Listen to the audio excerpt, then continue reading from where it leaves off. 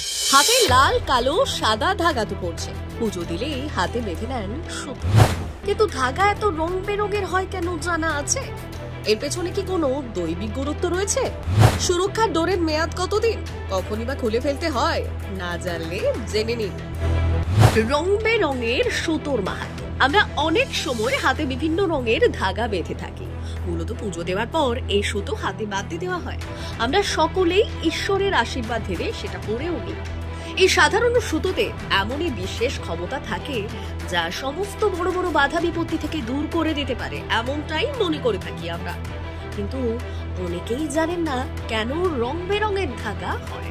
তবে শাস্ত্র মতে এই প্রত্যেকটি ধাগার রঙের পেছনে রয়েছে বিশেষ কারণ।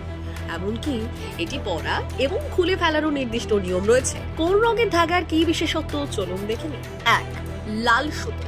বেশিরভাগ ক্ষেত্রে দেখা যায় মন্দিরে মায়ের আশীর্বাদ স্বরূপ এই লাল সুতো দেওয়া হয়ে থাকে। বিপত্তারিণী হোক কিংবা দুর্গা অষ্টমী অথবা মা ষষ্ঠী পুজো, সবেতেই লাল সুতো পরার রেওয়াজ। কথিত আছে এই লাল সুতো পরলে দেবদেবীদের বিশেষ কৃপা লাভ করা যায়। এমনকি এতে করে পারিবারিক অশান্তি দূর হয়, আর্থিক উন্নতি ঘটে, রোগ ব্যাধি থেকে মুক্তি মেলে মানসিক শান্তিও আসে। 2. লাল হলুদ। কিছু কিছু মন্দিরে আবার লাল হলুদ রঙের সুতো দেওয়া হয়ে থাকে, কিন্তু শাস্ত্র অনুসারে লাল এবং হলুদ সুতো বাঁধলে মঙ্গল এবং বৃহস্পতি শক্তিশালী হয়। এতে করে আর্থিক সচ্ছলতা আসে, বিবাহিত জীবনে সুখ শান্তি বিরাজ থাকে, দাম্পত্য জীবন থেকে সমস্যা দূর হয়। 3. সাদা ধাগা। আপনাদের জানিয়ে রাখবো, সাদা রং হচ্ছে শান্তি এবং পবিত্রতার প্রতীক। বৈদিক শাস্ত্র অনুসারে সাদা ধাগা পরলে চন্দ্র মজবুত হয়, জীবনে সুখ শান্তি ফিরে আসে, পাশাপাশি মানসিক শান্তি পাওয়া যায়। বলা হয় ছেলে হোক কিংবা মেয়ে, কবজিতে এটি পরলেই আশেপাশে তৈরি সমস্ত অশুভ শক্তির বিনাশ হয়। 4. কালো সুতো। কালো সুতো শুধু আমরা সাধারণ মানুষরাই নই, একই সাথে সেলিব্রিটি থেকে শুরু করে শিল্পপতিদের হাতেও বাঁধতে দেখা যায়। জ্যোতিষশাস্ত্র অনুসারে শনিদেবের আশীর্বাদ ধন্য ডোরের রং হলো কালো। এই ডোর হাতে পড়লে নানা বিপদ থেকে মুক্তি পাওয়া যায়। কুনজর হোক কিংবা নেতিবাচক শক্তি কোনো কিছুই আপনাকে গ্রাস করতে পারবে না।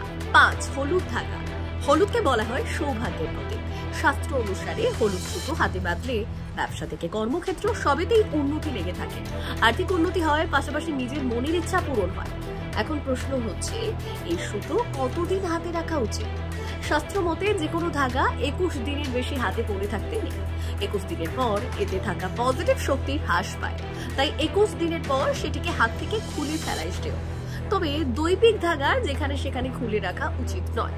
বলা হয় এমন করলে নাকি ভগবান রুষ্ট হন, আর এতে করে জীবনে সর্বনাশ নেমে আসে। তাই সুরক্ষা ধাগা হাত থেকে খুলে কোনো গাছের তলায় মাটি খুঁড়ে পুঁতে দিন, এতে করে আর কোনো সমস্যা থাকে না।